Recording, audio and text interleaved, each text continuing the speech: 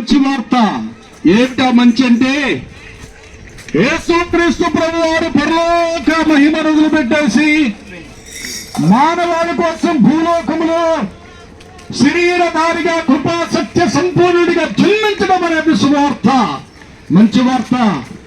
ఆ యేసయ్య గురించి మీకు ప్రకటించడానికి, నిజ దేవుడి గురించి తెలియజేయడానికి ఈ ఎన్టీఆర్ కాలనీ వీధులలో శాలేము ప్రార్థనా మందిరం ద్వారా దైవ సేవకులు విశ్వాసులందరూ కలిసి క్రీస్తుని గురించిన వార్త, శుభవార్త మేము మీకు తెలియజేస్తున్నాం.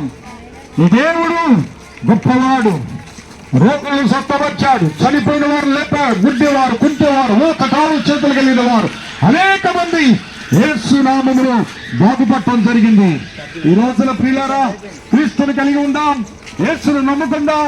యేసు ప్రభు యొక్క దీవెనలు మీకు మెండుగా అనుగ్రహించబడతా ఉంటాయి. దేవుడు మిమ్మల్ని దీవించును గాక. ఆమేన్.